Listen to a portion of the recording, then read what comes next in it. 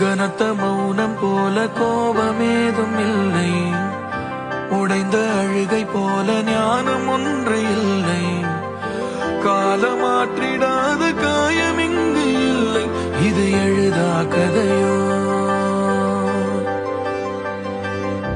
கலைந்து போன கனவு மீண்டும் சேர்வதில்லை, கரையை சேரும் மலைகள் பிரிவில் சோர்வதில்லை, மாறும் நொடியை போல மாயமேதும் இல்லை, இது எழுதா கதை.